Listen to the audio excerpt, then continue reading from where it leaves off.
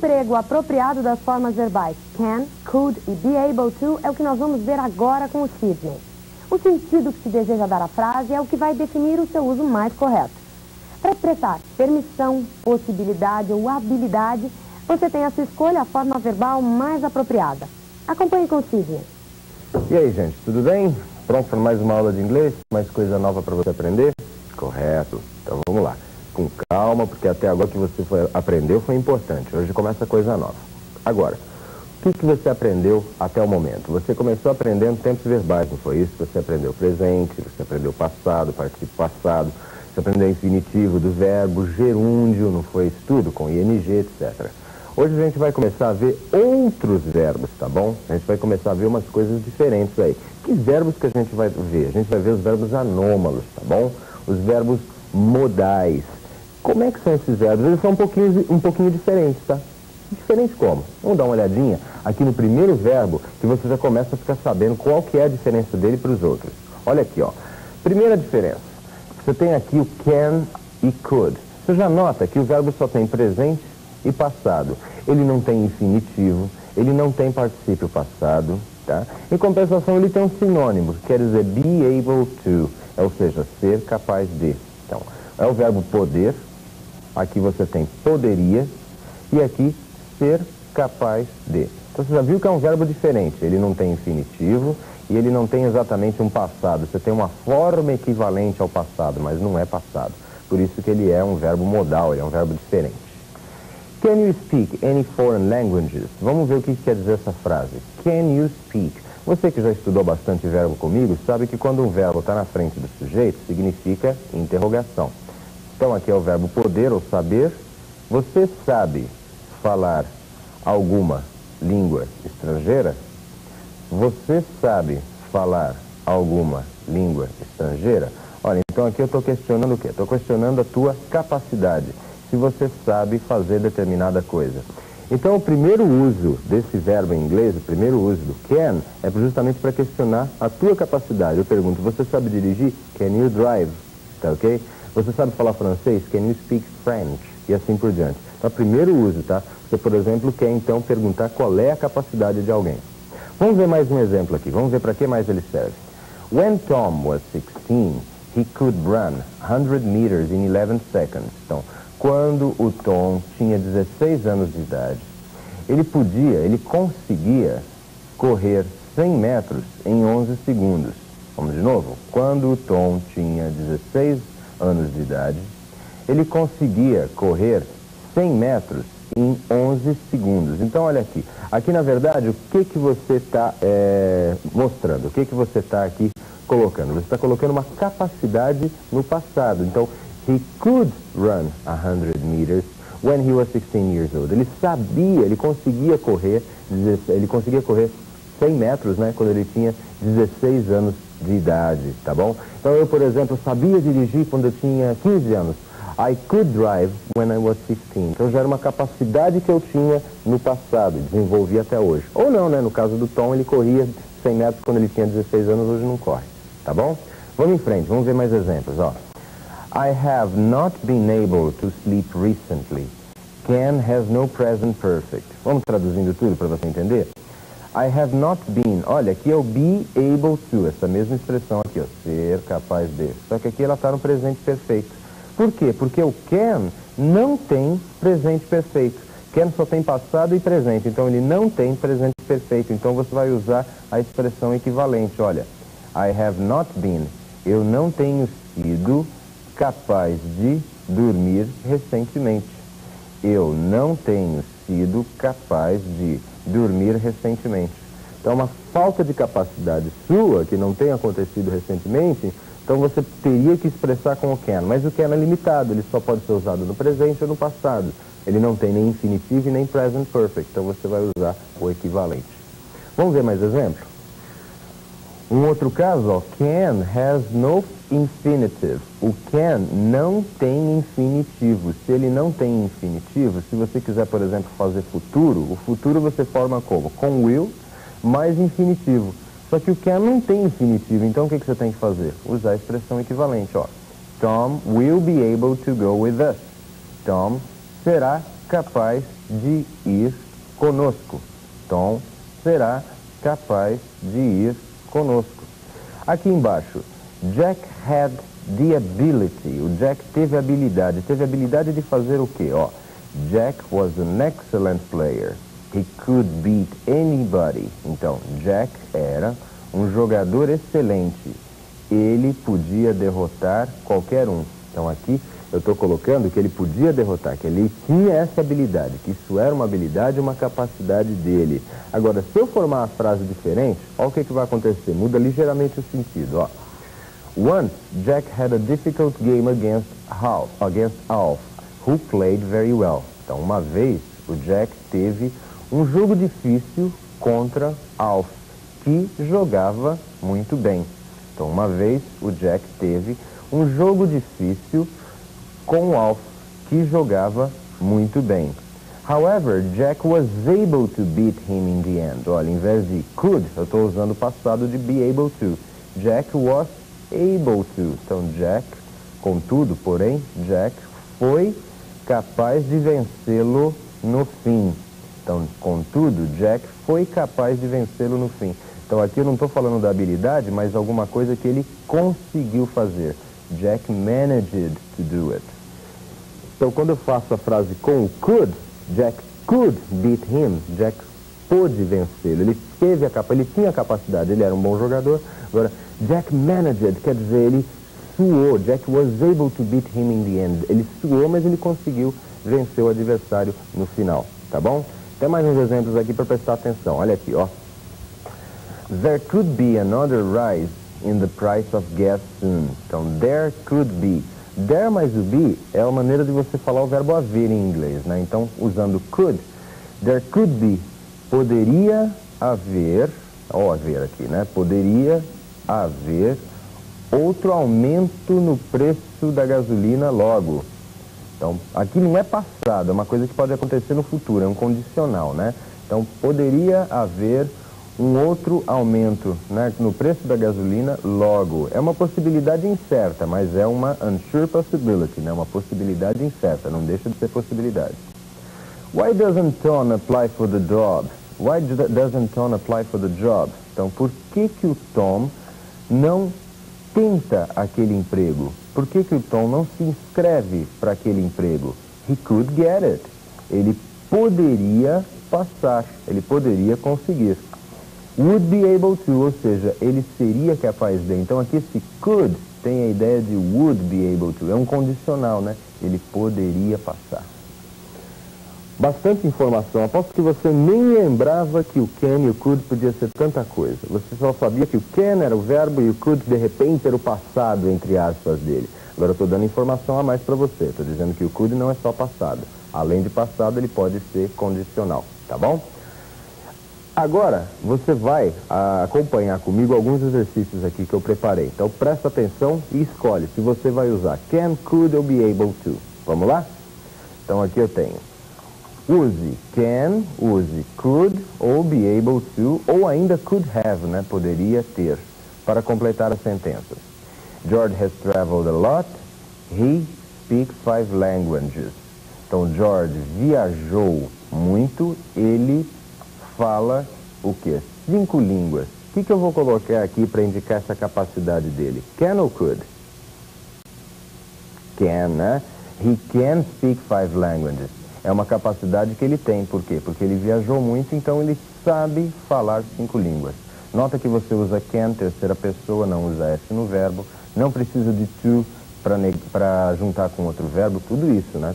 Então, preste atenção no seguinte. Preste atenção que o can, como bom verbo modal que ele é, você não vai usar S na terceira pessoa. Então eu falo he can speak, he can drive, etc. E nem precisa de um to para ligar com outro verbo, como normalmente a gente faz.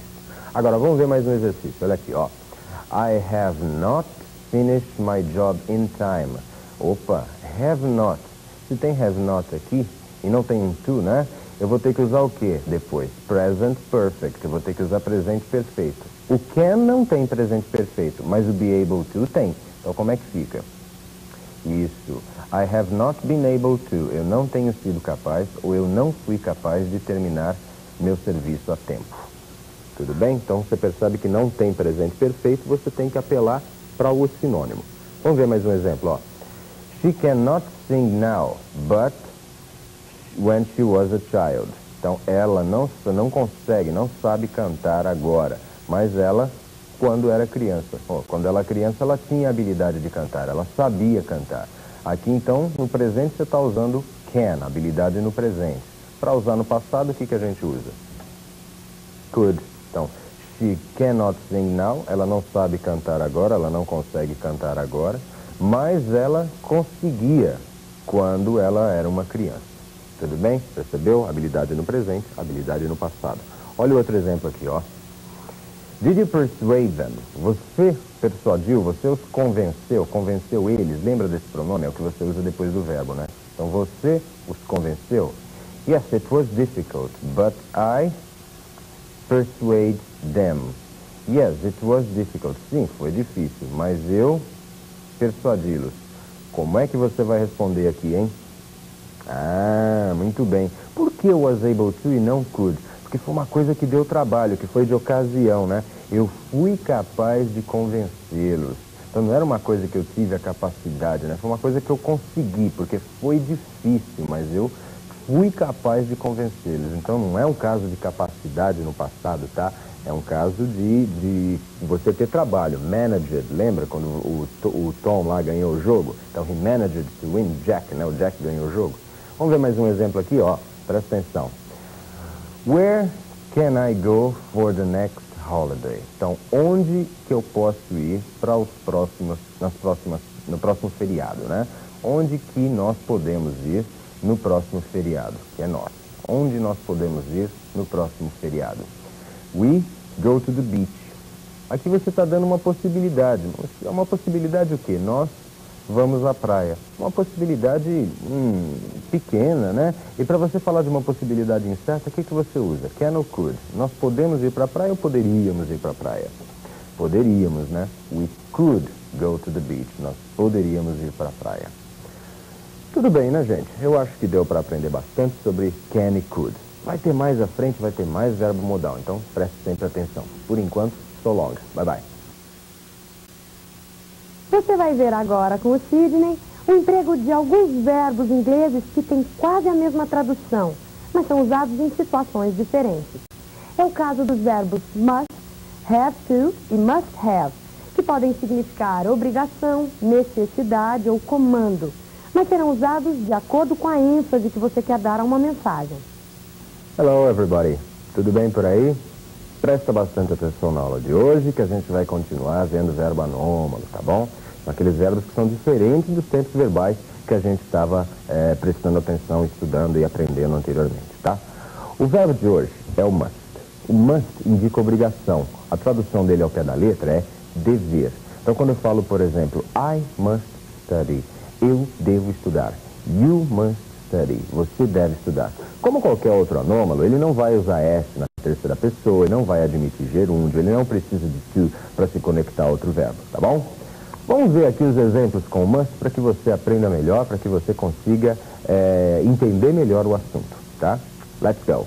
Olha aqui, ó. Must é igual a have to, em termos, né? Must, dever, é igual a ter que.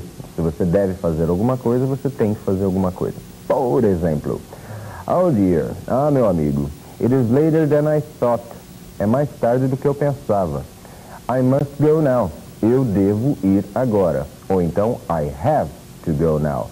Então, quando você fala I must go, eu devo ir. Nota que você não precisa usar o T, né, o to, para ligar um verbo ao outro. Agora aqui você precisa. I have to go now.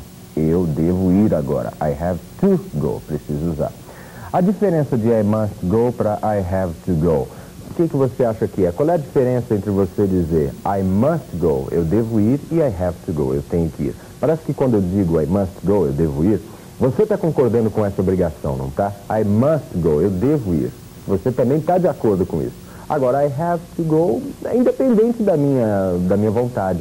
I have to go, eu tenho que ir, pronto, acabado. I have to work, eu tenho que trabalhar. I must work, aí eu estou de acordo. Aí eu vou falar, você é mentiroso, né? Tudo bem? Vamos ver aqui, mais uma frase, ó. I had to go to the hospital yesterday. Eu estou usando had, que é o passado de have. Você notou que must não tem passado, que ele só tem presente? Então, para você usar o sentido de obrigação no passado, você vai usar o equivalente no passado. O equivalente é have to, você usa had to. E olha aqui o que ficou, ó. I had to go to the hospital yesterday. Eu tive que ir ao hospital ontem. Isso para você falar no passado. Então você está percebendo para que servem as expressões equivalentes? São justamente para cobrir as limitações dos verbos modais, tá? Então, por exemplo, no can e could você tinha o be able, que era para cobrir quando você queria fazer futuro, quando você queria fazer present perfect. Agora aqui o must é só presente, é mais restrito ainda. Então o have to vai ter que se virar para cobrir todas as outras deficiências. Vamos ver mais um exemplo, ó. He may have to go to the hospital. He may have to go to the hospital. Aqui eu estou usando o infinitivo, have to, porque eu estou usando depois do may, que é o verbo poder, né, que indica possibilidade. Ele pode ter que ir para o hospital. Ele pode ter que ir para o hospital. E we have never had to go to the hospital. Nós nunca tivemos que ir ao hospital. Nós nunca tivemos que ir ao hospital. Então, tanto aqui que você tem que usar infinitivo, tanto aqui que você tem que usar present perfect, você vai fazer a opção pelo equivalente, pelo have to e não pelo must. Então, para isso que serve a expressão equivalente ao verbo anômalo. É sempre para você conseguir achar o caminho que o verbo às vezes não acha, porque ele é limitado. Vamos dar uma olhadinha em mais exemplos aqui? Presta atenção. I promised I would be on time. I mustn't be late. Então, eu prometi que eu estaria no horário. Eu prometi que eu seria pontual. Seria pontual. I mustn't be late. Eu não devo me atrasar. Ou seja, eu não posso. Esse mustn't poderia ser substituído pelo can't. I can't be late. Tem o sentido de proibição. Eu não posso me atrasar. Eu não devo me atrasar porque eu prometi que seria pontual. Tá ok? Então aí você tem meio que uma interação entre o can e o must, justamente porque você está dizendo de uma proibição, você está falando de uma proibição. I mustn't stay, eu não devo ficar. I can't stay, eu não posso ficar. Tá ok? Vamos em frente aqui? He can't stay in bed this morning. Ele pode ficar na cama hoje de manhã. Once he doesn't have to go to work. Once he doesn't have to go to work. Uma vez que ele não tem que ir trabalhar. Uma vez que ele não tem que ir trabalhar. Ele pode ficar na cama hoje de manhã, visto que ele não tem que ir trabalhar. Esse doesn't have to, esse have to aqui, eu posso substituir por need to. Quer dizer, ele não tem que trabalhar ou ele não precisa trabalhar. Aí quando você usa o have to na negativa, você está indicando o quê? Uma não obrigatoriedade, uma desobrigação. Tá ok? Vamos ver mais alguns usos aqui de must have to? Presta atenção. Carol knows a lot about films. Então a Carol conhece, ó, S na terceira pessoa para Carol, né? Conhece muito sobre filmes. She must go to the cinema a lot. Ela deve ir ao cinema muito. Ela deve ir muito ao cinema. Então, esse sentido aqui de ela sabe muito sobre filmes, ela deve ir muito ao cinema, o que é isso? É uma obrigação? É o quê? É uma dedução, é uma lógica. Se ela sabe muito sobre cinema, ela deve ir bastante ao cinema, não é isso? É uma dedução, então, para você usar must. Então, além de indicar obrigação, ele indica também dedução. Deve ser umas 3 horas. It must be 3 o'clock. Vamos ver mais aqui exemplos, ó. I made a lot of noise when I came in. Então, eu fiz muito barulho quando eu cheguei.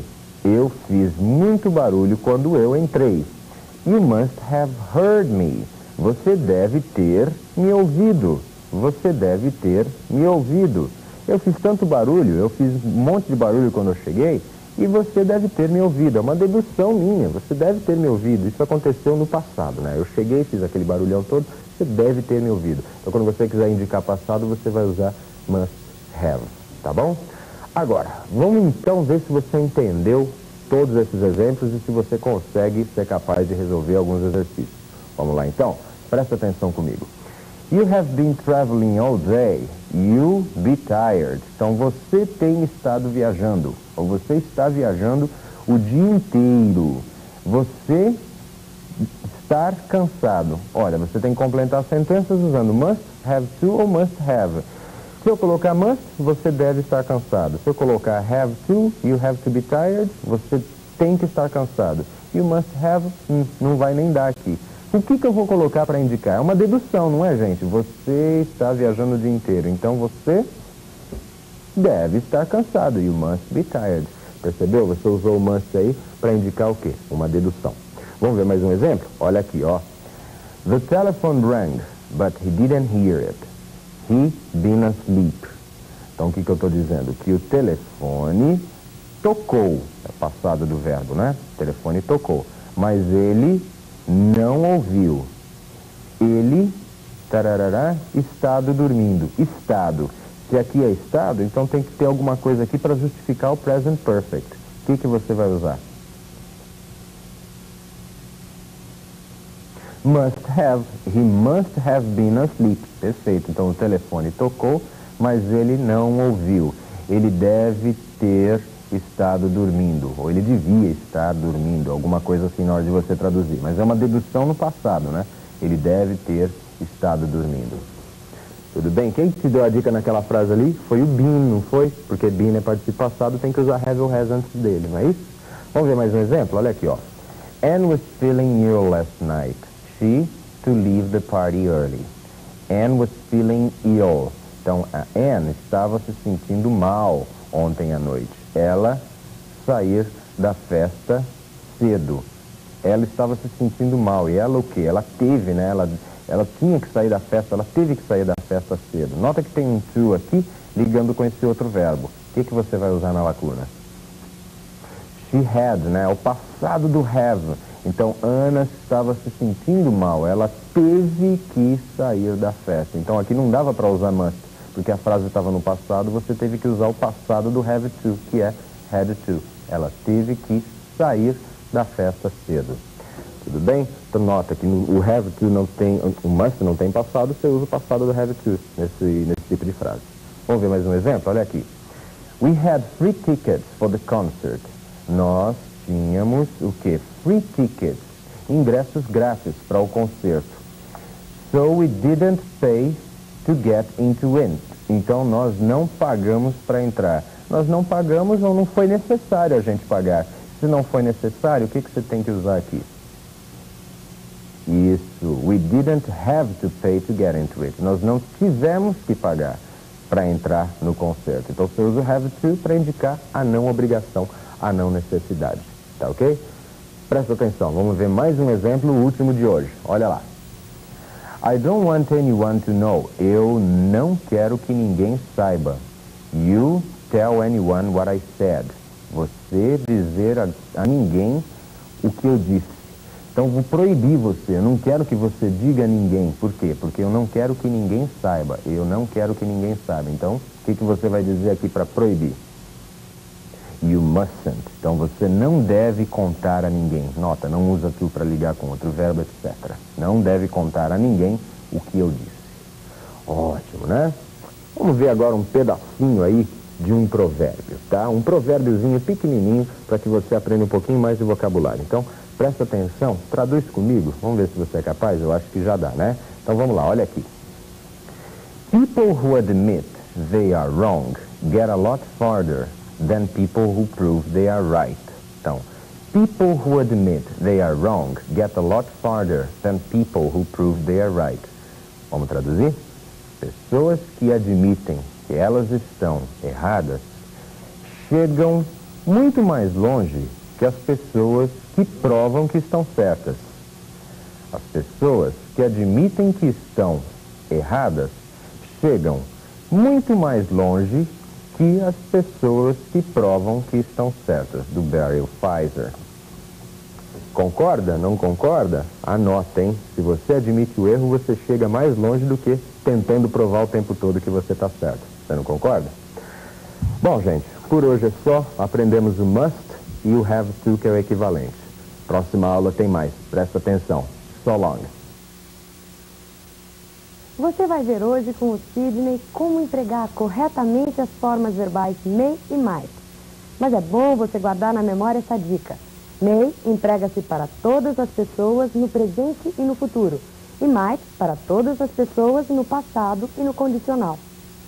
Hello everybody! Mais uma aula hoje, mais uma aula que você vai ver mais um pouquinho de estrutura da língua inglesa, como é que a língua inglesa funciona, etc, tá?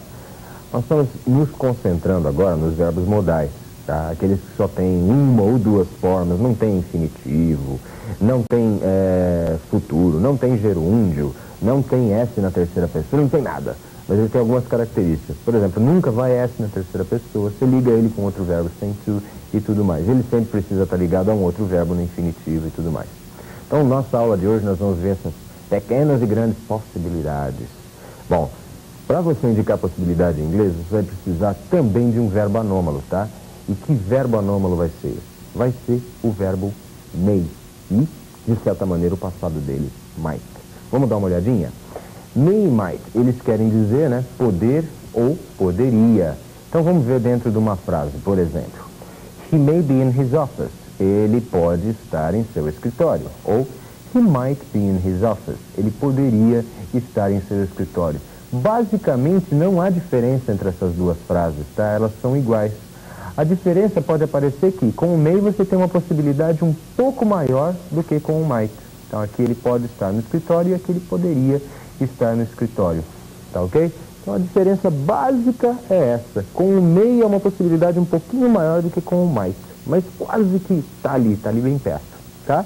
Vamos dar uma olhadinha em mais exemplo? Olha aqui, ó. As Anne didn't answer the doorbell, she might have been in the shower. Então, como a Anne não respondeu, olha, passado, didn't, né? Então, como a Anne não respondeu a campainha da porta, não atendeu, né, a campainha da porta, ela poderia ter estado no chuveiro, ou ela poderia ter estado no banho, ou ela podia estar tomando banho. Esse may aqui, esse might, eu poderia também substituir pelo may, ou não? Acho que não, não é bom, né, gente? Pelo seguinte, pelo uso de did. Então aqui é did, é passado, então é melhor você manter tudo no passado. Did combina com might, tá ok? Você tem essas concordânciazinhas verbais também para você encaixar, né? Presente com presente, passado com passado, tá ok? Vamos ver mais um exemplo? Olha aqui, ó. May you have a very happy birthday. Aqui não tem absolutamente nada a ver com possibilidade, tá? Que nem tinha aqui em cima. Aqui tem a ver pelo seguinte, você está tendo um desejo que você tenha um feliz aniversário. Então esse may, ele serve para você desejar alguma coisa de bom para alguém. Que você tenha um feliz aniversário. Eu posso falar, may you have a very happy Christmas.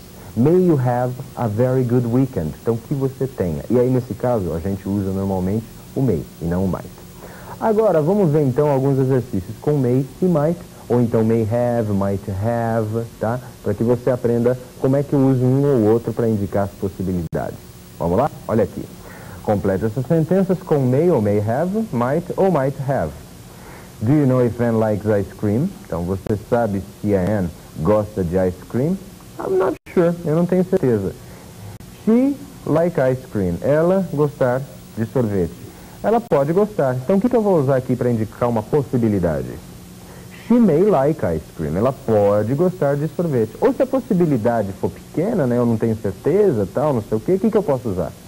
She might like ice cream. Então, aqui no might não é exatamente o passado de may, ele só indica uma possibilidade talvez um pouquinho mais fraca de que com o may. Mais uma vez, você tem o uso de may e might aí como verbo anômalo, significa que você está usando o verbo sempre naquela maneira e o verbo seguinte tem que estar sempre no infinitivo, etc, etc, nunca recebe S, não recebe gerúndio, tá? Vamos ver mais um exemplo? Olha aqui. Do you know if they were looking? Então, você sabe se eles estavam olhando? Você sabe se eles estavam olhando? I don't know, eu não sei. They been looking. Opa, aqui tem um been, não tem? É particípio passado. Então eu tenho que usar ou may have ou might have. O que eu vou usar aqui? May have. They may have been looking. Eles podem ter estado olhando. Ou então, they might have been looking. Eles poderiam ter estado olhando. Tá ok? Então, esse poderiam tem mais um som de condicional aí do que propriamente de um passado. Então, você indica a possibilidade maior, possibilidade menor. Ok? Vamos em frente, ver mais exemplo? Olha aqui, ó. Where are you going for your holiday? Então, onde você vai para no feriado, né? Onde você vai no feriado? Where are you going for your holiday? I haven't finally decided, but I go to Italy. Eu não decidi finalmente, eu não tomei uma decisão final, mas eu ir para a Itália. Eu posso ir para a Itália, não é isso? É uma possibilidade. O que eu vou usar aqui? I may go to Italy, né? Não decidi ainda, mas eu posso ir para a Itália. Ou então, I might go to Italy. Eu poderia ir para a Itália, né? Um condicional aqui que você tem. Então você tem esse intercâmbio aí de may e might como condicional, tá bom? Vamos ver mais um exemplo, presta atenção, olha lá, ainda dá para você aprender. You'll have to wait an hour for the next bus. You'll have to wait an hour for the next bus. Então você terá que esperar 1 hora pelo próximo ônibus. Você terá que esperar 1 hora pelo próximo ônibus. So you as well walk. So you as well walk. Então você, tarará, bem como andar. O que eu vou usar aqui? May ou might, hein? Isso. You may as well walk. Você pode igualmente andar. Na verdade, quando você tem esse may as well, você tem o sentido de uma sugestão. Por que você não anda? So, you may as well walk. Então, por que você não anda? É uma maneira de você fazer uma sugestão. No lugar desse may, eu posso colocar alguma coisa? Posso, né? Posso colocar o might. You might as well walk. Você pode, da mesma maneira, andar. Esse as well é igualmente da mesma maneira. Então, você terá que esperar 1 hora pelo próximo ônibus. Então, você pode igualmente andar. Então, por que você não anda, né? Então, você vê que às vezes tem... Como é que começa a ficar estranho, né? Essa coisa de você... Pô, mas ali não é uma pergunta. Você traduz ao pé da letra, você pega um outro sentido. Mas, na verdade, na língua original, o sentido era esse, de uma sugestão. You might as well walk. Tá bom? Vamos ver mais um exemplo? Olha aqui, ó. Don't phone me at 8:30. Não me telefone às 8:30. I be watching the football match on TV. Eu assistindo o jogo de TV o jogo de futebol na TV. Eu estar assistindo o jogo de futebol na TV. Então, o que eu vou colocar aqui para dar a ideia para vocês, hein? Isso. Não me telefone às 8:30 porque eu posso, é possível, então é uma possibilidade maior, é possível estar assistindo o jogo de futebol na TV. Ou então, pode ser, eu poderia estar assistindo, tá? Uma possibilidade um pouco menor, estar assistindo o jogo de futebol na TV. Tá ok? Mais um exemplo para que você aprenda também o uso de may e might, só que agora com sentido diferente. Aquele último que eu dei no início da aula. Lembra? Vamos lá. Your Christmas be very happy. Your Christmas be very happy. Então, seu Natal seja muito feliz. Tá faltando eu colocar aquela coisa para desejar, né? Que o seu Natal seja muito feliz. O que eu vou usar aqui? May, né? May your Christmas be very happy. Então, que o seu Natal seja muito feliz. Tá ok? Então, eu acho que deu para você imaginar como é que é o uso de may e might. Imaginar não, né? Entender bem o uso de may e might. Então, lembre-se sempre que o may você usa para indicar possibilidade um pouco maior e might uma possibilidade um pouco menor. Quase não há diferença entre os dois. Então, seria alguma coisa de poder e poderia. I may go, eu posso ir. I might go, eu poderia ir. Tá legal? Presta bastante atenção nisso. Agora, vamos pegar aqui um provérbiozinho que eu coloquei para a gente traduzir, aprender um pouquinho mais de vocabulário, e ele também usa o may, tá? Olha aqui. You may reason, speculate, complain, form mobs, spend your life railing at Congress and your rulers, but unless you import less than you export, unless you spend less than you earn, you will be eternally poor. Vamos traduzir? Olha o may aqui. Você pode discutir, reason, além de querer dizer razão, né? Discutir. Então, você pode discutir, especular, reclamar, formar quadrilhas, passar a sua vida reclamando do Congresso ou dos governantes, das autoridades, mas, a menos que você importe, menos que exporta, A menos que você gaste menos do que ganha, você será eternamente pobre. Vamos voltar lá? Você pode discutir, especular, reclamar, formar quadrilhas, passar a sua vida reclamando do Congresso, atacando, o Congresso ou as autoridades, mas a menos que você importe menos do que você exporta, a menos que você gaste menos do que você ganha, você será eternamente pobre. Lendo mais uma vez aqui em inglês para você pegar agora direitinho. Olha aqui.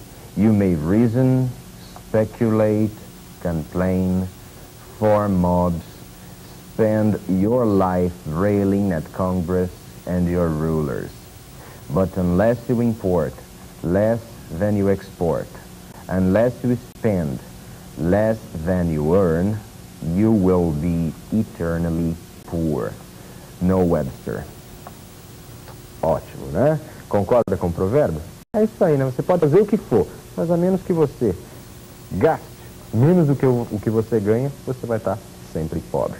E é sempre uma possibilidade, né? You may do this, you may do that. Você pode fazer isso, pode fazer aquilo que não vai adiantar.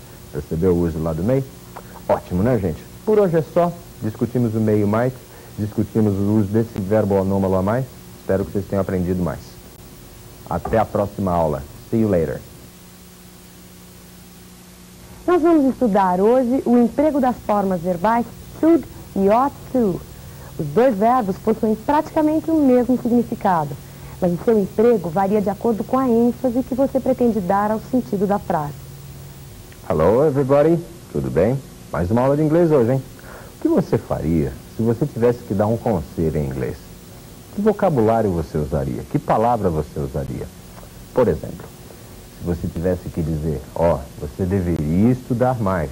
Ou então, olha, você deveria dormir mais. Que palavra você usaria? Está começando a lembrar? Está clareando? Você usaria o should, tá?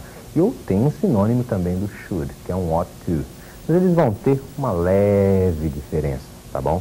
E é sobre isso que a gente vai estar discutindo, então, sobre o uso de should, que é mais um dos verbos modais, tá bom? Presta bastante atenção nos exemplos para depois a gente resolver os exercícios. Vamos lá? Should e ought to. Should e ought to. Tá? Should, deveria. Ought to, também é deveria ou então deve. Vamos ver nos exemplos se a gente consegue detectar o uso desses dois verbos modais aqui. The government should do something about the economy. Então, o que eu estou dizendo aqui? Que o governo deveria fazer alguma coisa sobre a economia. O governo deveria fazer alguma coisa sobre a economia. Como qualquer outro verbo modal, exceto o ought to, tá? O should não precisa do to para se ligar com outro verbo, ele não recebe S na terceira pessoa e tudo mais, tá? E ele sempre tem que ser usado com outro verbo no infinitivo. A característica dele é essa. Se eu quisesse negá-lo, bastaria juntar um not aqui. The government should not, tá ok? Se eu quisesse interrogá-lo, bastaria colocar na frente da frase should the government do something about the economy? E aí um ponto de interrogação. Por exemplo, olha uma negativa aqui. You shouldn't smoke so much. Aqui é bem você dando um conselho, né? You shouldn't smoke so much. Você não deveria fumar tanto. Você não deveria fumar tanto. You are coughing a lot. Você está tossindo muito. Você está tossindo muito. Tá ok? Olha aqui a negativa do should, shouldn't. Ok? Então, conforme os verbos anônimos, você faz a afirmativa com should. You should study more. Você deveria estudar mais. Ou you shouldn't drink so much. Você não deveria beber tanto. You shouldn't work so much. Você não deveria trabalhar tanto. Está fazendo mal para você. Então é isso. Você usa o should para dar um conselho. Tá ok? Vamos em frente ver os outros exemplos. Olha aqui. If you should see Tom, can you tell him to call me? If you should see Tom, can you tell him to call me? Olha, aqui já é uma coisinha diferente. Esse should não tem o mesmo sentido de deveria. Quem consegue adivinhar qual é o sentido de should aqui? É no caso de, por acaso. Então, se por acaso você vir Tom, can you tell him to call me? Você pode dizer a ele para me telefonar? Então, esse should não é o deveria. Ele quer dizer por acaso. A mesma coisa que aqui embaixo, ó, só que ele tem uma característica. Eu posso colocá-lo no início da frase e aí fica, caso você veja Tom, can you tell him to call me? Então, caso você veja Tom, você pode dizer para ele me telefonar? Então, essas duas frases têm sentido idêntico e aqui o should, em nenhuma das duas, tem sentido de deveria, tem sentido de você estar dando um conselho. Se por acaso você ver o Tom, ou aqui, caso você veja o Tom, can you tell him to call me? Outra coisa, nota que esse should aqui na frente não denota que essa frase está na interrogativa. Should you see Tom? Isso não é uma interrogação. A interrogação, sim. Can you? Aí é a interrogação. Can you tell him to call me? Aqui em cima a mesma coisa. If you should see Tom, can you tell him to call me? Tá, aí você viu um uso diferente para o should. Caso você faça isso, tá ok? Should it rain? Caso chova, we won't go to the park. Nós não vamos ao parque. Então é esse o should aí, tá bom? Tá ficando claro até aí? Ótimo, cada vez mais claro, né? Vamos seguir com outros exemplos aqui para você aprender mais. Let's go. It is really a good film. It is really a good film. Então, é realmente um bom filme. You ought to go and see it. Você tem que ir para ver ele, ou para vê-lo. É realmente um bom filme. Você tem que ir vê-lo. Olha, o ought to foi usado aqui no lugar de should. Eu poderia fazer essa frase também assim. It is really a good film. You should go and see it. You should go and see it. Você consegue enxergar um should no lugar desse ought to? A diferença é que com o should você deveria ir. Com o ought to, olha, você deve ir. Você não pode perder. É um pouco mais enfático. She's studying very hard. So, she ought to pass her examination. Então, ela está estudando muito. She ought to pass her examination. Ela tem que passar, é uma coisa inevitável, né? Ela tem que passar no exame. Ela está estudando muito, então ela tem que passar no exame, ok? Esse ought to com sentido, né? É impossível, olha, não deixe de fazer isso. Olha, é impossível que isso não aconteça, tá bom? Vamos treinar agora em alguns exemplos que eu preparei aqui para vocês. Alguns exercícios, tá bom? Então presta bastante atenção com esses exercícios aí com should. Vamos dar uma olhadinha? Your friend has a bad toothache. Então vamos lá. Seu amigo está com uma dor de dente horrível. Seu amigo está com uma dor de dente horrível. Advise him to go to the dentist. Então aconselho a ir ao dentista. Seu amigo está com uma dor de dente horrível. Aconselho a ir ao dentista. Tá aqui, você vai aconselhar, você vai dizer o quê? Você deveria ir ao dentista. Fica, you should go to the dentist. Olha, you should go to the dentist. Você deveria ir ao dentista. Tudo bem? Vamos ver o segundo exemplo. Your friend rides his bike at night. Então, o seu amigo anda de bicicleta à noite. O seu amigo anda de bicicleta à noite. Advise him not to do it. Aconselho para não fazer isso. Claro, andar de bicicleta à noite é perigoso, não é? Se você anda de bicicleta à noite, aconselho a não fazer isso. O you está aqui. Você vai falar, você não deveria andar de bicicleta à noite. Então você vai negar esse should. Como é que vai ficar a tua frase? You shouldn't ride your bike at night. Você não deveria andar com a sua bicicleta à noite. Você não deveria andar com a sua bicicleta à noite, tá bom? Pausa para a meditação. Vamos dar uma olhadinha no provérbio de hoje, tá? Vamos lá e traduzir. Between the great things that we cannot do and the small things we will not do, The danger is that we may do nothing. Entre as grandes realizações, as grandes coisas, né? Entre as grandes, acho que realizações fica melhor aqui, né, gente? Entre as grandes realizações que não podemos fazer e as pequenas realizações que nós não faremos, que menosprezamos, o perigo é que nós possivelmente não faremos nada. Vamos lá de novo? Entre as grandes realizações que não conseguimos fazer e as pequenas realizações que não queremos fazer, o perigo é que nós possivelmente não façamos nada. Não é bem por aí? Pensa nisso. Por enquanto é só, gente. Um abraço. Bye, bye. O uso das palavras if e unless está ligado às orações no condicional.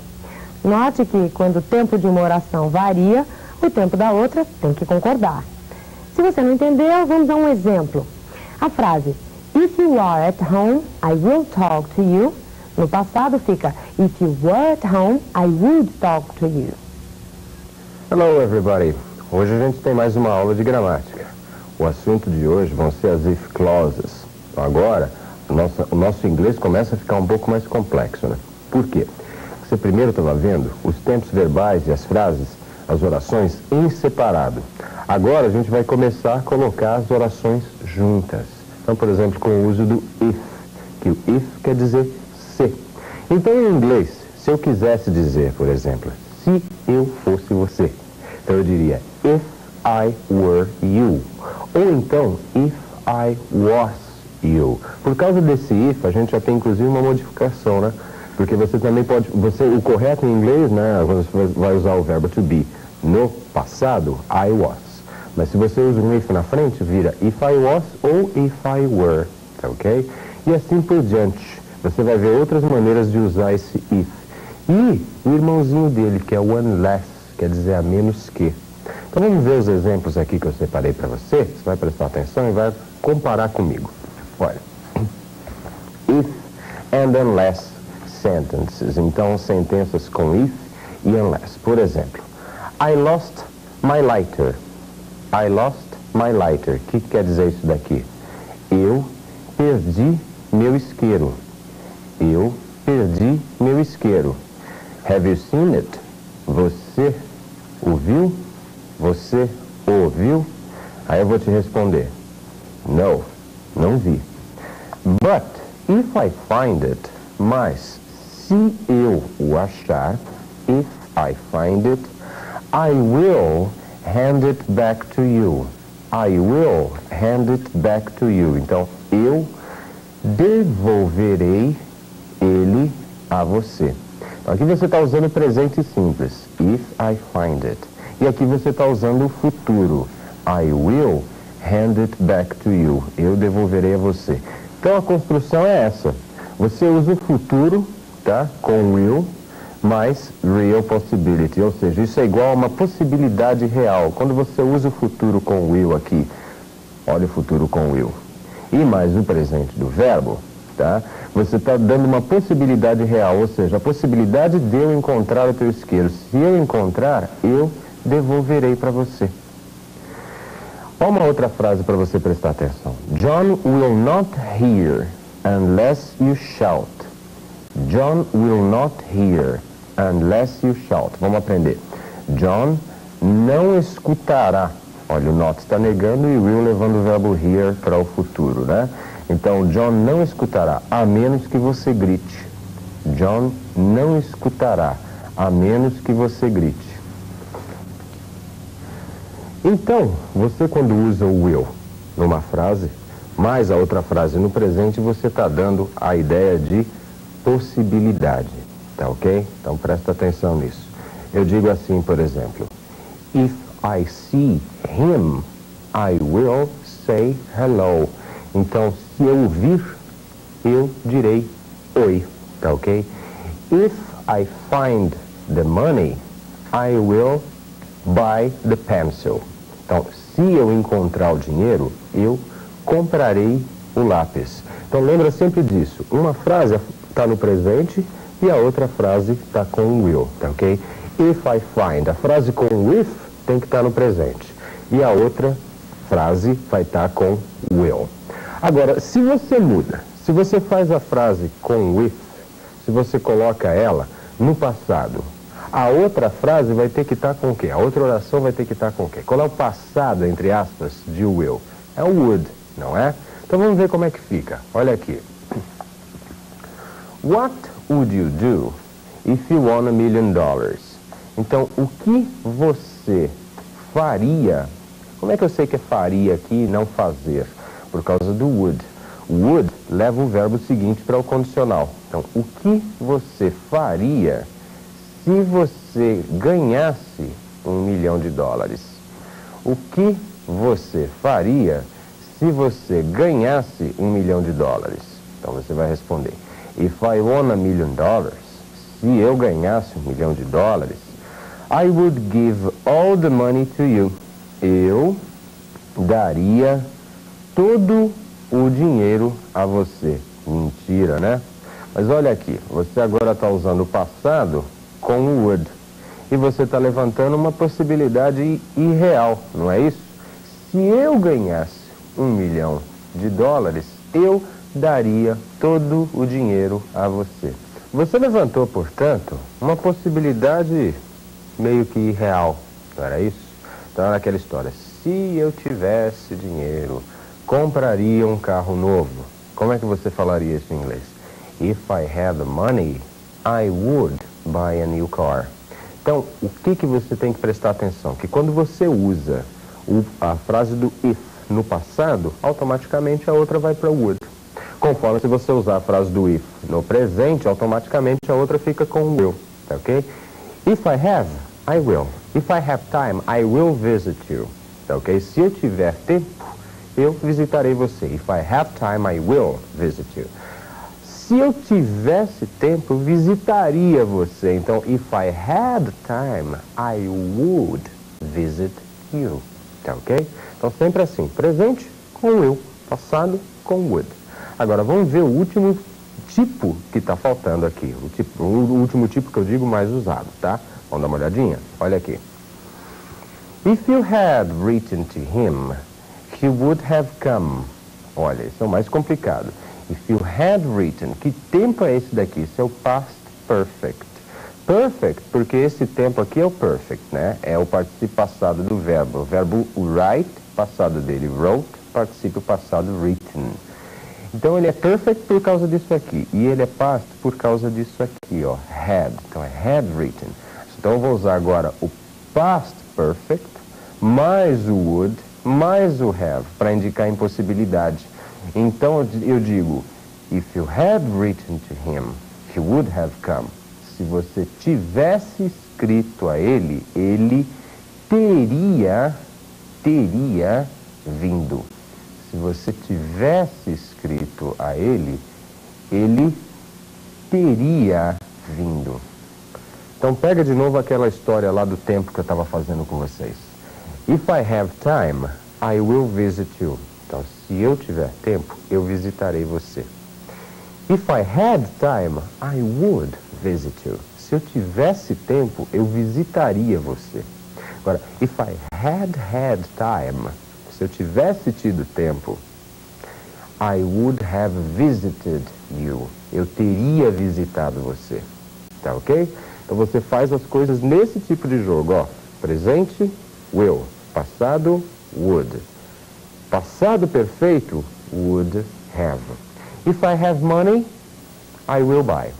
If I had money, I would buy. If I had money, I would have bought. Tá ok? Então sempre esse joguinho aí. Agora a gente vai dar uma olhada em alguns exemplos, em alguns exercícios aqui que já estou esperando pela gente. Você vai prestar atenção comigo e você vai praticar, tá bom? Vamos lá, vem cá, ó. Join the sentences using an if or unless clause. Então, junte as sentenças usando uma oração com if or unless. Peter will drive carefully. I will travel with him. Então, Peter vai dirigir com cuidado. Eu viajarei com ele. Como é que vai ficar juntando, por exemplo, essas duas frases com if, hein? Como você acha que vai ficar? Se ele dirigir com cuidado, eu Vou viajar com ele? É uma possibilidade? Como é que você vai fazer isso em inglês? Pensa um pouquinho. Aí, ó.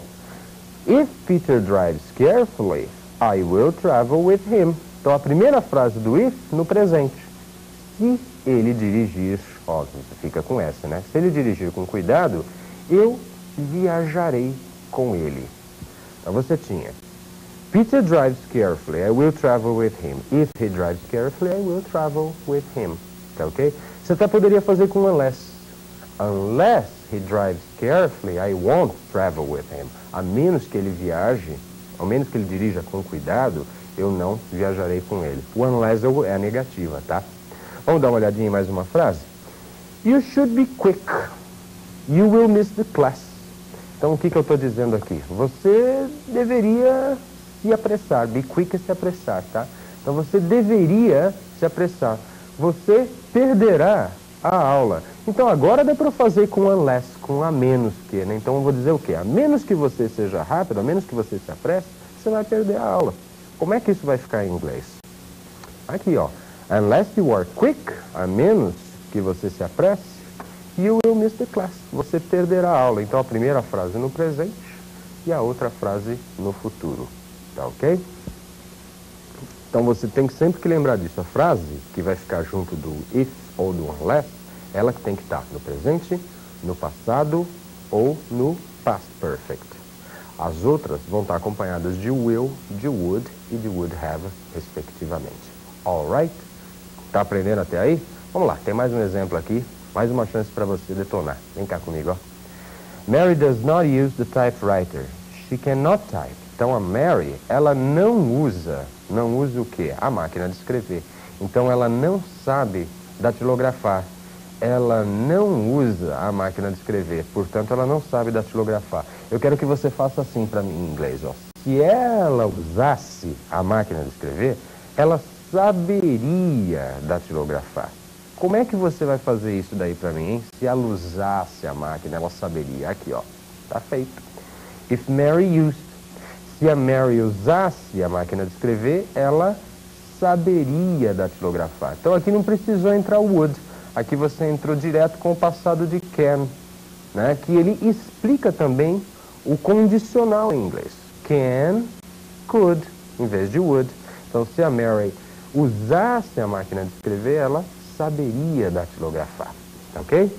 E vamos ver o último exemplo de hoje, para você aprender mais um bocadinho. Vamos lá. You did not forget the vocabulary because you practiced the words. Então, você não esqueceu o vocabulário porque você praticou as palavras, tá ok? Você não esqueceu ao passado, não esqueceu o vocabulário porque você praticou as palavras. O que você vai dizer? Você vai dizer que, se você não tivesse praticado, tá, as palavras, você teria esquecido o vocabulário. Como é que vai ficar em inglês? Tá aí, ó. If you had not practiced. Se você não tivesse praticado as palavras, você teria esquecido o vocabulário. Tudo bem? If clauses é um assunto que ainda cai em vestibular, tá? Vez ou outra você vai ter lá duas frases e eles vão pedir ligue usando if ou ligue usando unless. Espero que eu tenha ajudado vocês com isso. Na próxima aula a gente vê mais coisas por aí e eu espero que vocês estejam com a gente sempre, hein? Tá bom? Um abraço. Bye, bye. Quando alguém conta um fato usando a primeira pessoa, como no exemplo I like vestibulando, uma terceira pessoa pode comentar esse fato dizendo she said she liked vestibulando. Isso é chamado report speech, assunto que o Sidney comenta hoje. Hello, everybody. Mais uma aula de inglês hoje, mais coisa importante para aprender, né? Lembra daquela nossa bola de neve que começou lá no início do ano? Então, que eu falei para vocês que vocês iam aprendendo pouco a pouco, vocabulário, estruturas gramaticais, que era pra gente começar a crescer e chegar lá no final, começar a entender melhor. Então, a gente já está quase chegando, né, numa fase aí, já estamos do meio para o fim. A grande verdade é essa. Você hoje vai aprender um assunto, ó, super importante para qualquer tipo de vestibular que você vai fazer, porque costuma aparecer alguma questão ainda desse tipo, tá? De reported speech. que foi que ele disse? What did he say? E aí você começaria dizendo, he said that. Ele disse que. Ele disse que o quê? Como é que eu vou continuar? Então, ele disse alguma coisa, você vai ter que recontar, você vai ter que falar de um terceiro. Como é que funciona isso em inglês? Quais são as mudanças? Guarda esse conceito. A step backwards. Isso quer dizer o seguinte, um passo atrás. Tá bom? Então dá uma olhada aqui, ó. Reported speech, que quer dizer discurso indireto, tá? Essa palavra report é reportar, daí que vem a palavra reporter, tá? Repórter. Então em inglês é você reportar, é você servir de repórter, né? Então você diz em português que é o discurso indireto. Você está contando isso para alguém. Por exemplo, Tom said, I'm feeling ill. O Tom disse, eu estou me sentindo mal. Tom disse, eu estou me sentindo mal. Well, tadinho do Tom. Mas e aí, você que escutou essa frase, você vai contar isso para alguém, não vai? Então você vai dizer o quê? Ó, Tom disse que ele estava se sentindo mal, ele estava doente. Então, como é que vai ficar em inglês? Olha aqui, ó. Tom disse que ele. Então, o eu que estava aqui em cima, que era o Tom falando diretamente, vira ele. Tom disse, eu estou me sentindo mal. Tom disse que ele estava. Olha, então o está aqui, né, o presente, o estou, vira estava, passado. Então, Tom disse, eu estou me sentindo mal. Tom disse que ele estava se sentindo mal. Então, o que você tem que mudar basicamente? Pronomes, tá? São os pronomes e os verbos. Por isso que eu falei que a step backwards é um passo atrás. Você está no presente, vem para o passado. Ok? Então, essa é a lei básica do reported speech. Não é só isso, tem mais coisas. Bem, mas a gente vai ver pouco a pouco, né? Porque senão... Já viu, se eu pego e ensino tudo para vocês ao mesmo tempo, vira uma confusão. Bom, gravou essa? Estava no presente, virou passado. O pronome também mudou. Agora vamos ver mais um exemplo. Olha aqui, ó.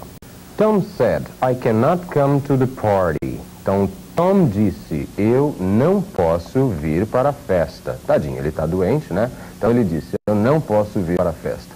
Aí você vai contar isso lá para o seu colega que está dando a festa, vai dizer, ó, o Tom disse que ele não podia vir para a festa. Então, mais uma vez, você mudou de I para he, e o can deu um passo para trás, virou could. Então, repetindo, Tom disse, eu não posso vir para a festa. Tom disse que ele não podia vir para a festa. E por que esse that está entre parênteses aí, professor? Porque em inglês eu posso também falar, Tom said he could not come to the party. Tom said he could not come to the party. Então, Tom disse ele não podia vir para a festa. Estou falando isso? Não, na verdade eu estou dizendo esse que, só que ele está implícito. É que quando a oração seguinte começa com sujeito, eu posso omitir o pronome relativo. E isso, aliás, é um problema quando vocês estão lendo o texto em inglês. Pronome relativo, that, muitas vezes, ó, ele é omitido. E aí você, na hora de ler, não percebe que a frase tem um corte ali, tem uma separação ali. Por isso que o reported speech é importante, para a gente saber aprender a cortar a frase. Quando você corta a frase ali, tem um que. Esse que, tá ali, implícito. Você tem que aprender, na hora de ler, a colocar esse que aqui, na sua cabeça. Você está lendo. Tom said he could not come. Então, Tom disse ele não podia vir? Não, Tom disse que ele não podia vir. Tá ok? Então, pensa nisso aí na hora que você estiver lendo o texto e vamos ver mais um exemplo, tá? Olha aqui. Tom said, Anne has bought a new car. Tom said, Anne has bought a new car. Então, o Tom disse que a Anne comprou, né? Aqui eu já ensinei para vocês, né? Que eu não traduzo ao pé da letra. Anna tem comprado um carro novo. Olha que frase estranha, não? Anna tem comprado? Não, ela comprou um carro novo. Bom, isso daqui, você depois vai estar contando para alguém, né? Que o Tom disse que a Ana tinha comprado um carro novo. Tom disse que a Ana tinha comprado um carro novo, tá ok? Então, olha aqui. Não teve agora mudança de pronome. Por quê? Porque o Tom estava falando de uma outra pessoa e não dele mesmo. E também, o verbo que está aqui, o único que muda é o has, que passa a ser had, que terceira pessoa, né? Anne has, e aqui vira had. De present perfect, passa a ser past perfect. Então, Tom disse, Ana comprou um carro novo. Tom disse que, ó, o que é opcional, né? Que a Ana tinha comprado um carro novo. Então, até agora, o que você viu? Quando você está no presente, vai para o passado. Quando você está no present perfect, você vai para o past perfect. Tá ok? Então, vamos ver mais um jeitinho aqui. O que mais tem para fazer? Olha aqui, ó. Tom said, I am going away for a few days. I will phone you when I come back. Então, agora eu tenho Tom disse, uma frase mais complexa, né, mais comprida. Então eu tenho, Tom disse, eu estou saindo, estou viajando, até posso traduzir assim, né, por alguns dias. Eu te telefonarei quando voltar. Eu telefonarei para você quando eu voltar. Tudo no presente, né? And, tem o will aqui, né, que também é a forma, vamos dizer, do presente, né, entre o will e o would, ele que é o presente, né, o futuro. You come, tá tudo no presente. E ó, os pronomes que você está usando, I.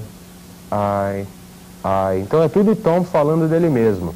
Tom disse, eu vou viajar por alguns dias, eu telefonarei quando eu voltar. Então você vai contar isso para alguém, você vai dizer que o Tom disse que ele ia, etc, etc. Então olha as mudanças. Tom said that he was going away for a few days and he would phone me when he came back. Mudanças de pronome. Onde era I, virou he. Ó, aqui, aqui. E o verbo? Aqui era presente, am. Aqui virou was. Aqui era will, ó, virou would. Aqui era come, ó, virou came. Traduzindo, Tom disse que ele estava indo viajar por alguns dias. E ele me telefonaria, o daqui também, né? Telefonarei para você, vira. Ele me telefonaria quando retornasse. Tá ok? Então, pronomes e verbos. É com isso que você tem que se preocupar no reported speech. Tem que dar sentido. Sorte que é mais ou menos parecido com o português. Tá bom? Vamos ver aqui mais coisa. Tom said, I woke up feeling ill, so I stayed in bed. Então, agora eu tenho uma frase no passado. Tom disse, eu acordei me sentindo doente, me sentindo mal, então eu fiquei na cama. Então ele disse, eu acordei, eu fiquei na cama. Então o que eu vou dizer? Que ele disse, o Tom disse que ele tinha acordado. Olha o passo atrás, eu acordei. Ele tinha acordado, ele acordara, né? Também posso dizer em português. Tom disse que ele tinha acordado se sentindo mal. Então, ele tinha ficado de cama, ele tinha ficado na cama, tá ok? Resumindo, trocando em miúdos, o que você viu até agora? Quando está no presente, vai para o passado. Quando está no present perfect, vai para o past perfect. Quando está no passado, também vai para o past perfect. Agora vamos praticar, vamos ver alguns exemplos que aí você consegue sedimentar isso melhor, tá bom? Vem cá. Use reported speech in the following sentences. Então, use o discurso indireto nas seguintes sentenças. Charlie said. Então, Charlie disse, I am thinking of going to live in Canada. Eu estou pensando em ir morar no Canadá. Você vai ter que falar que o Charlie disse que ele estava pensando em ir morar no Canadá. Como é que fica em inglês? Charlie said, né? O that, que é opcional. Então, Charlie disse que ele estava pensando em ir morar no Canadá. Olha, o I am vira he was, is é fini. Fim de história. Tá ok? Aí só teve uma mudança rápida. Vamos ver mais um exemplo? Olha aqui. He said Nora and Jim are getting married next month.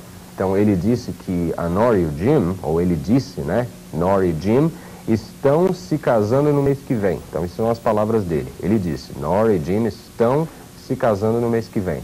Você vai comentar isso, você vai dizer o quê? Que ele disse que a Nora e o Jim estavam se casando no mês que vem. Como é que fica em inglês? Isso, olha a mudança. He said that, que é opcional, they, aí eu substituí Nora e Jim, né? He said that they were getting married next month. Então, ele disse que eles estavam se casando no mês que vem. Então, o que era are virou were. Então, só tive que andar um passo para trás. Pronome eu não precisei mexer, né? Porque já era uma outra pessoa, não era a pessoa mesmo que estava falando, ele disse que ele, não, ele disse que eles, era outro. Vamos ver mais um exemplo? Olha aqui. He said, I do not know what Fred is doing. Então ele disse, eu não sei o que Fred está fazendo. Eu não sei o que Fred está fazendo. Você vai fazer o que aqui? Ele disse que ele não sabia o que Fred estava fazendo. Como é que fica isso em inglês? Ele disse que ele não sabia. Olha, I do not vira he did not. O restante está ok. Know what Fred is vira Fred was. O que Fred estava fazendo. Aqui eu não precisei mexer porque já era outra pessoa. Tá ok? Vamos ver mais um exemplo rapidinho aqui para você aprender? Legal, vamos lá. Mary said, you can come and stay with me if you are ever in London. Então a Mary disse, você pode vir ficar comigo se por acaso você estiver em Londres. Você pode vir ficar comigo se por acaso você estiver em Londres. O que você vai comentar? Que a Mary disse que eu podia vir e ficar com ela se por acaso eu estivesse em Londres. Como é que vai ficar isso tudo em inglês? Tudo para o passado, né, gente? E a mudança dos pronomes. Então ela disse que, o que é opcional, né? Ela disse que eu podia vir ficar com ela se por acaso eu estivesse em Londres. Tá ok? Alright? Então agora você tem que ficar com isso gravado na sua cabeça. O que é reported speech? Reported speech is one step backwards. Reported speech é um passo atrás. E você muda os pronomes, né? Desde que você já não esteja falando de outra pessoa. Se ali na tua frase, Tom said I am, então fica Tom said he was. Ok? Se o Tom falar Tom said he is, então fica Tom. Ou melhor, Tom said she is, Tom said she was. Tá? Se for a mesma pessoa, você muda. Se não for a mesma pessoa, não precisa mudar. Tá ok, gente? Por enquanto é só de reported speech. Na aula que vem de gramática tem mais assunto relativo a isso aí mesmo. Tá bom? Um abraço. Bye bye. See you. O Sidney vai explicar o que vem a ser reported questions. Formas diferentes de se expressar um diálogo. Então, fique ligado. Hello, everybody. Mais uma aula de inglês e a gente vai continuar aquele assunto de reported speech. Só que hoje é de reported questions. É uma coisa que as pessoas também costumam errar pra chuchu. É mais ou menos parecido como where is he? Onde ele está? E aí eu digo I don't know where was he. É normalmente o que todo mundo faz, quando deveria. I don't know where he is, I don't know where he was, seja lá o que for. O importante é eu dizer para você que no reported speech, a ordem, no reported question, né, não reported speech, a ordem do verbo muda. Você não está mais fazendo uma questão, então não vai ficar mais na frente do sujeito, vai passar para trás, tá ok? Presta atenção nisso. Então esses exemplos de hoje são visando esse tipo de coisa. Como é que você passa uma pergunta direta para uma pergunta indireta, tá? Então o que ele perguntou? Ele faz uma pergunta assim, quantos anos você tem? Então, o que ele perguntou? Ele perguntou quantos anos eu tinha. Então em inglês, vamos ver como é que isso daí vai ficar. Eu separei os exemplos aqui para você, então presta atenção. Vamos lá? How old are you? Foi o primeiro exemplo. Então, quantos anos você tem? Então essa é a pergunta direta que foi feita para você. Ela me perguntou quantos anos eu tinha. Então, olha as mudanças importantes. Primeiro de you, passou para I. Depois de are, passou para was. Então, quantos anos você tem? Ela me perguntou quantos anos eu tinha, tá ok? Então você faz mais ou menos, lembra aquele procedimento do reported speech, que você tinha que mudar verbo e você tinha que mudar o pronome? É mais ou menos o mesmo procedimento. Agora também tem que mudar a ordem do verbo, porque não é mais uma pergunta. Quando você faz uma reported question, a pergunta sumiu, você está contando, né? O que foi que ele disse? O que foi que ele perguntou? Ele perguntou, tá ok? Então vamos supor que você esteja numa entrevista para um emprego, então a entrevistadora está lá te fazendo todas as perguntas. E depois você chega em casa, você vai contar para o seu irmão, para sua mãe, para o seu pai. Ah, ela me perguntou isso. Aí a tua mãe pergunta, o que mais ela perguntou? Ah, ela perguntou isso, ela perguntou aquilo. Tá ok? Vamos ver então como é que fica. What do you do in your spare time? O que você faz no seu tempo livre? O que você faz no seu tempo livre? Aí isso daqui foi a pergunta direta da entrevistadora. Aí você chega em casa, o que ela perguntou para você? Ela me perguntou o que eu fazia no meu tempo livre. Ela me perguntou o que eu fazia no meu tempo livre. O que você faz no seu tempo livre? O que eu fazia no meu tempo livre. Então, mais uma vez, mudanças de verbo e de pronomes. Ok? Vamos ver mais um exemplo? Let's go. Why did you apply for the job? Por que você se candidatou ao emprego? Por que você se candidatou? Como é que eu sei que isso daqui é passado, moçada? Ó, por causa do did, né? Por que você se candidatou ao emprego? Ela me perguntou porque eu tinha me candidatado ao emprego. Por que você se candidatou ao emprego? Ela me perguntou porque eu tinha me candidatado ao emprego. Você está percebendo que o procedimento é basicamente o mesmo que do reported speech? Qual que é? I step backwards, um passo atrás. Então, se a frase estava no presente, no reported vira passado. Se estava no passado, vira past perfect. E se já tivesse no present perfect, vira past perfect. Se já tivesse no past perfect, vai ficar past perfect mesmo, porque não tem mais aonde andar para trás. Chega uma hora que você também encosta na parede, né? O tempo mais retrógrado que você tem em inglês, né? O mais para trás que você tem é o past perfect.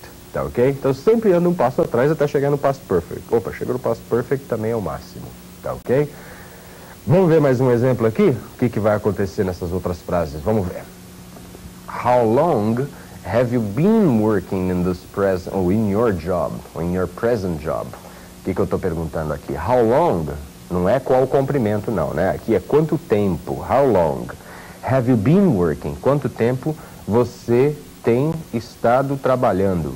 Que tradução horrível. Vamos tentar voltar? Quanto tempo você está trabalhando no seu emprego atual?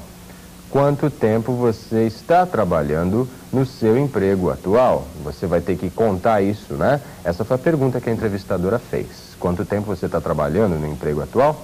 Aí você chega em casa e diz, ela me perguntou quanto tempo eu tinha estado trabalhando no meu emprego atual. Então, olha aqui, o have you vira I had. E o resto da frase, ó, your vira my. Praticamente o resto não há muitas mudanças, tá ok? Mudou pronome, cadê o outro? Aqui, o outro pronome. E o verbo aqui, opa, have, aqui. E mudou a ordem, né? Porque tinha have you, ordem de pergunta. E aqui, I had, ordem de resposta. Ok, tudo bem? Tá dando para acompanhar? Tá muito depressa? Não? Ok, então vamos lá. Mais um exemplo agora. Esse menorzinho dá para visualizar melhor. Vamos ver, ó. Can you type? Ela perguntou. Você sabe datilografar? Só que agora, quando existe esse tipo de pergunta, você vai precisar acrescentar uma palavra na tua reported question. Ela me perguntou se eu sabia datilografar. Aqui é a pergunta direta. Você sabe datilografar? Can you type? Ela me perguntou se eu sabia datilografar. Então esse se é o whether ou então if. Essas duas palavras são possíveis, tá? Whether or if. Basicamente, as duas querem dizer se. A única coisa é que quando você usa whether, há um sentido de dúvida maior. Ela me perguntou se eu sabia datilografar ou não, tá? Então ela não estava sabendo antecipadamente a resposta, ou ela não podia supor nada. Mas não ficava errado dizer, ela me perguntou se eu sabia datilografar. Então presta atenção, para finalizar são duas opções que você tem aqui. She asked me whether I could type, ou she asked me if I could type. Tá ok? Então aí você teve que colocar ou um whether ou então um if nessa frase. Vamos ver mais um exemplo aqui? Não, agora não vamos ver mais exemplo. Não, chega de exemplo? Chega. Então tá. Então agora nós vamos ver exercício. Exercício que é para você começar a praticar, para você começar a aprender a coisa de verdade. Então olha o primeiro exercício aqui que eu preparei para vocês, ó. Use reported speech in the following questions. Então, use o reported speech nas seguintes questões. Vamos ver? What does that word mean? Então, o que aquela palavra significa? O que aquela palavra significa? Does é auxiliar de que tempo, hein, moçada? Do presente. Se está no presente, em que tempo vai ficar a minha reported question? No passado. Então, anda um passo para trás, fica no passado. Susan perguntou. Então, Susan perguntou. A pergunta direta dela é essa, né? What does that word mean? O que aquela palavra significa? Você vai ter que dizer que a Susan perguntou o que aquela palavra significava. Susan perguntou o que aquela palavra significava. Então o verbo vai para o passado e o auxiliar desaparece. E como é que fica a resposta? Isso. Susan asked what that word meant. Então a Susan perguntou o que aquela palavra significava. Susan perguntou o que aquela palavra significava. Tá ok? Claro, passado do verbo mean é um verbo irregular, né? O passado dele é meant. E o does some, porque você não está mais fazendo uma pergunta. Você coloca o verbo no passado e joga o auxiliar fora, que só entra para você fazer pergunta. Tá ok? Vamos ver mais um exemplo? Olha aqui. Where did you park your car? The policeman asked. Então, onde você estacionou? Como é que eu sei aqui que é estacionou e não estacionar? Como é que eu sei? Eu sou adivinho, né? Não, não sou. Tem um did aqui, tem um auxiliar aqui que mostra que a frase está no passado. Onde você estacionou seu carro? O policial perguntou. Onde você estacionou seu carro? Que é para eu ir lá multar, né? Não, não é nada disso, tadinho. O policial é bonzinho, ele estava querendo só ajudar. Então, ele perguntou onde. Aí você vai mudar, a frase vai ficar: eu tinha estacionado meu carro. Porque a frase está no passado. Onde eu estacionei vira onde eu tinha estacionado e o seu carro vira meu carro. Como é que vai ficar toda essa parafernália em inglês? Isso, tá? The policeman asked. Então ele perguntou onde eu tinha estacionado. O verbo park é regular, é só colocar ed. Então, onde eu tinha estacionado meu carro. Where did you park your car? The policeman asked. The policeman asked where I had parked my car. Ok? Tudo bem? Está se acostumando? Então, a frase estava no passado, virou past perfect. Tá? E os pronomes lá mudaram todinhos, fizeram toda a dancinha deles. Vamos ver mais um exemplo? 1, 2 e 3. Olha aqui, ó. Where can I change some money? Tá? Onde que eu posso trocar um pouco de dinheiro? Onde eu posso trocar dinheiro? O cara tá lá com umas notas assim de $100 na mão, né? E ele tá querendo saber onde ele pode trocar. Então, a man asked me. Um homem me perguntou, você vai dizer, um homem me perguntou onde ele podia trocar dinheiro. O homem me perguntou onde. Você vai mudar, vai ficar ele podia trocar dinheiro. E o verbo também vai ficar na frente do sujeito, não, melhor, atrás do sujeito, não na frente. Como é que vai ficar essa frase? Aqui, ó. A man asked me where he could change some money. Então, o homem me perguntou onde ele podia trocar algum dinheiro. Tá ok? Tá pegando essa história da mudança, ó? Não é só, o problema do reported questions é que não muda só o verbo, não passa ele só para o passado. E não é só o pronome, é essa a diferença do reported speech. Porque nas questions, além de tudo, passa para a ordem afirmativa. Você sai da ordem interrogativa, que é aquela que você coloca o auxiliar na frente do sujeito, e passa para a ordem afirmativa, que é a ordem contrária. Alright? Vamos ver mais um exemplo aí para vocês aprenderem? Olha aqui, ó.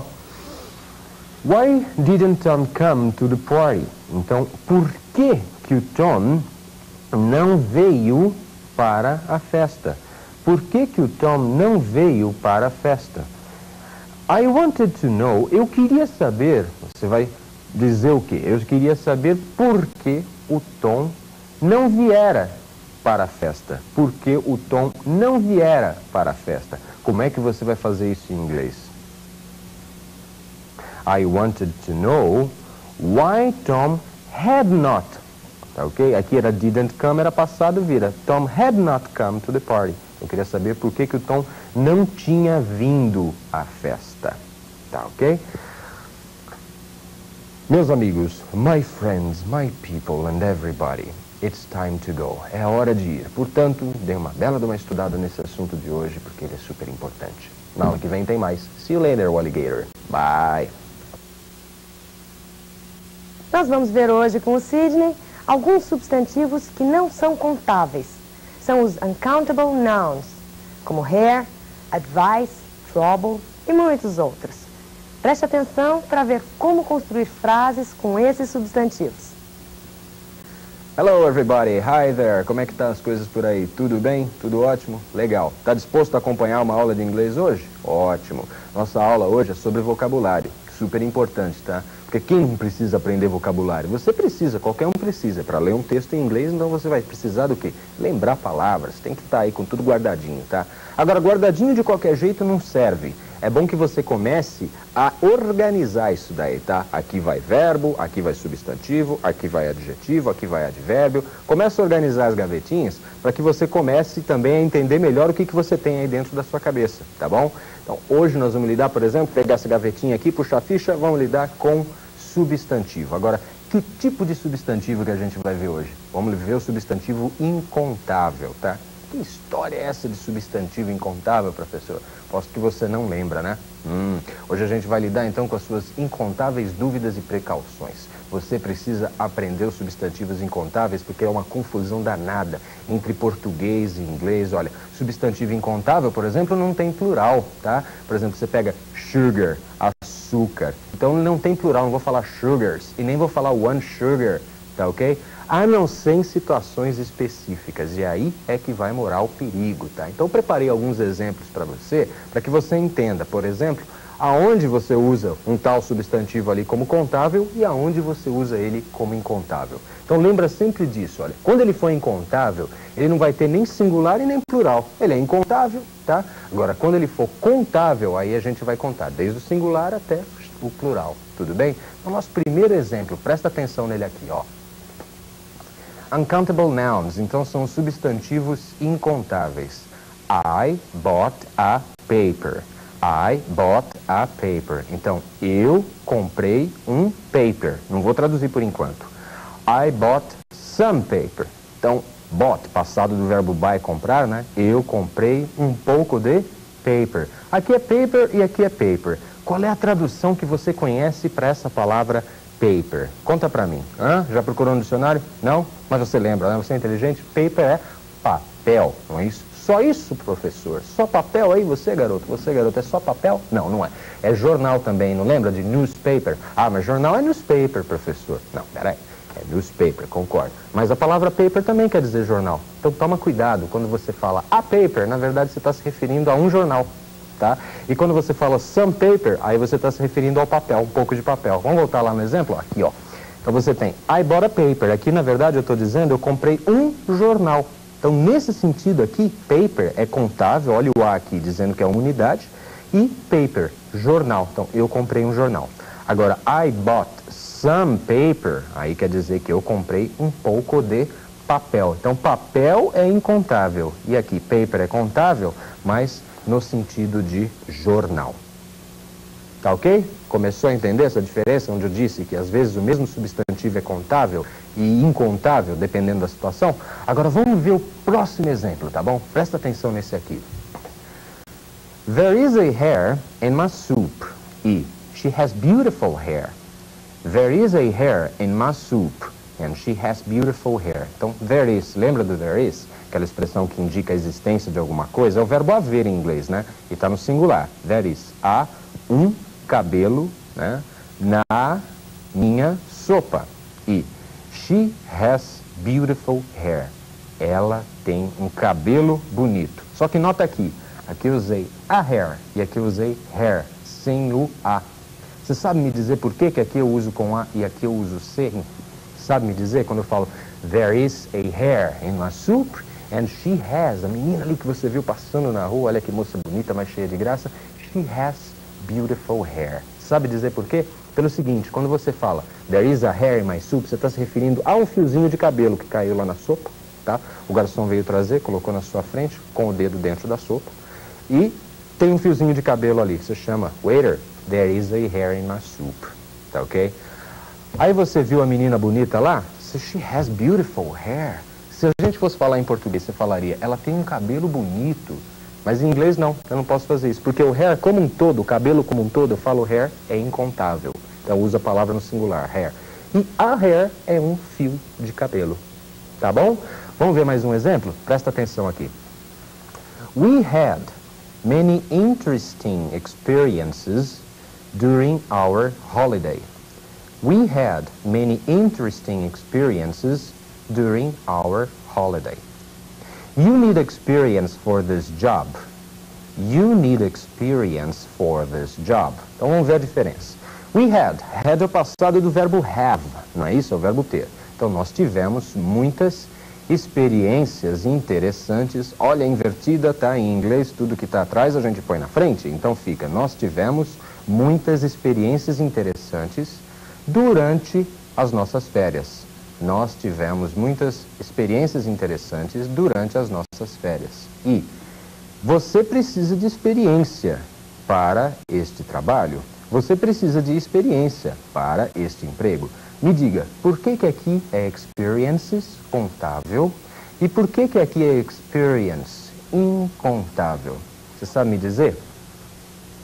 We had many experiences. Nós tivemos muitas experiências, ou seja, aconteceu muita coisa, nós tivemos muitos eventos. Então aí as experiências como eventos, aí tudo bem, aí é contável. Agora, experiência no sentido próprio da palavra, tá? Experiência para trabalho, conhecimento no sentido de conhecimento é incontável. Tá percebendo? Então a mesma palavra experience, se for no sentido de conhecimento, você precisa de conhecimento para fazer aquele trabalho. You need experience to do that job. Aí é incontável. I had many experiences in my last holidays. Eu tive muitas experiências, muitos acontecimentos, tá? Aconteceu muita coisa nas últimas férias. Tá ok até aí? Então tá pegando que às vezes é contável e às vezes é incontável. Se é incontável, tá sempre no singular, embora esse singular é entre aspas, né? Não pode ter artigo indefinido na frente, a, an ou one. E se for contável, aí tudo bem, pode ter S lá no final, dizendo que é plural, ou então ele pode ser singular com artigo. Alright? Vamos para o próximo passo? Agora você vai decidir. Agora você decide se nas frases que a gente tem, os substantivos ali estão com sentido contável ou incontável. Vamos dar uma olhadinha? Então, um exemplo aqui. Choose the right option. Então, eu digo aqui, escolha a opção correta. Vamos escolher? Margaret has got very long black hair ou very long black hairs? Hair ou hairs? Então, a Margaret, ela tem o quê? Cabelos muito longos e pretos ou ela tem cabelo muito longo e preto? O que é melhor aqui? Cabelo ou cabelos? Você escolhe. Vamos ver se você escolhe certo. Vou dar 3 segundos. 1, 2, 3, acabou. Ah, hair. Aposto que você tinha me dito que era. Não, ela tem cabelos longos e pretos, então vou usar hairs. Não, mas é hair. Margaret tem cabelo muito longo e preto. Por quê? Porque eu falei para você que o cabelo aqui, ó, como um todo, esse cabelo como um todo, você usa a palavra hair para definir. E a hair quando for um fiozinho de cabelo só. Tá ok? Mas para definir ele como um todo é hair. Vamos ver o próximo aqui? Presta atenção. We had a very good weather ou very good weather when we were on holiday. Então nós tivemos um tempo muito bom ou tempo no sentido de clima, muito bom quando estávamos de férias. Qual dos dois? A very good weather ou very good weather? Qual dos dois que eu vou usar aí? Vou dar 3 segundos. 1, 2, 3. Very good weather. Porque a palavra weather, que quer dizer tempo, clima, essa palavra, ela tem sempre um sentido incontável, tá? Não existe a weather, one weather. Alguns sentidos específicos vai ter. Quando eu falo não existe, né? Não vamos tomar coisa como regra geral 100%. Mas aqui, quando eu estou falando de tempo, clima, nessa frase aqui, weather é incontável, portanto, fica errado usar artigo na frente. Vamos ver mais um exemplo? Presta atenção, vamos lá. I am looking for some accommodation ou accommodations. Eu estou, né, presente contínuo com ing, verbo to be aqui, eu estou looking for, procurando algumas accommodation, acomodação ou acomodações. O que eu vou usar aqui? Accommodation, estou procurando some, algumas acomodação ou acomodações. E agora, hein? E agora, José, o que você me diz? Accommodation, perfeito.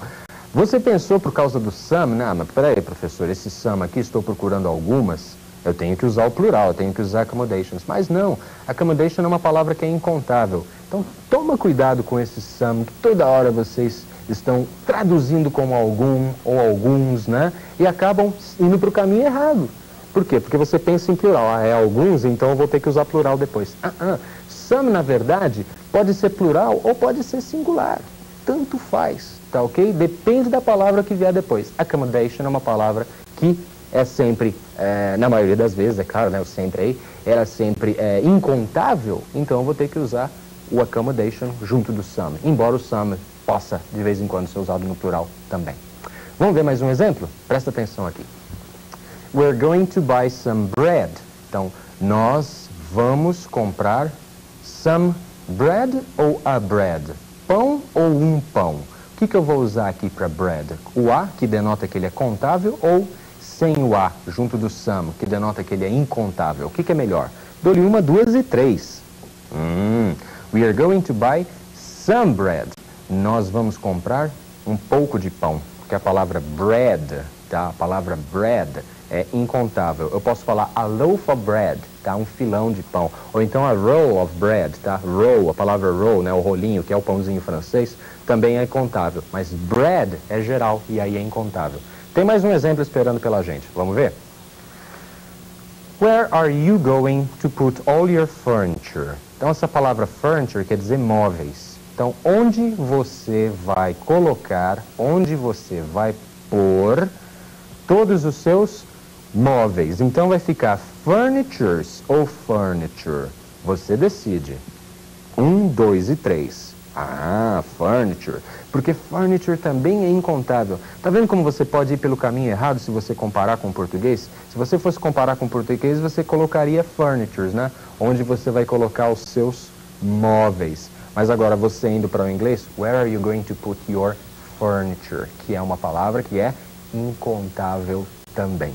Tá ok? Então cuidado com essa história de comparação com o português e com o inglês. Você tem que saber direitinho como é que é no inglês. Vamos começar a separar as coisas. Mais um exemplo. Olha aqui. Sorry, I am late. Desculpe, estou atrasado. I had trouble or troubles with the car this morning. Então vamos dizer, eu tive problema ou problemas com o carro hoje de manhã. Tive problema ou tive problemas com o carro hoje de manhã? Você escolhe. 1, 2, 3. Trouble, que também é incontável, né? Tá tudo dando contrário, né, professor? É, porque em português tem esse problema, tem essa comparação, tá? Então eu tive trouble. A palavra trouble já quer dizer problema ou problemas com o carro hoje de manhã. Você pega accommodation, é outra que quer dizer acomodação ou acomodações, tá ok? Trouble, problema ou problemas. É singular e plural ao mesmo tempo, tá? Mais algumas palavrinhas. Aproveita aí agora, pega o lápis e anota essas que eu vou colocar aqui para você, tá? Anota aí. Accommodation também é usado como, a gente já viu, né? Incontável. Some nouns that are uncountable in English. Alguns substantivos que são incontáveis em inglês. Accommodation, baggage, bread, advice, behavior e chaos. Tá fácil? Eu vou traduzir para você. Acomodações ou acomodação, bagagem ou bagagens, pode ser malas também, né? Pão, conselho, comportamento e caos. Tá ok? 3 palavrinhas aí, 6 palavrinhas aí para você que são basicamente usadas como incontáveis, tá bom? Bom, gente, por hoje é só. Já deu para aprender um pouquinho sobre incontáveis, tá? Na próxima aula tem mais. Vai anotando aí que agora eu vou evidenciar tudo que foi incontável. Um abraço. See you later. Bye bye.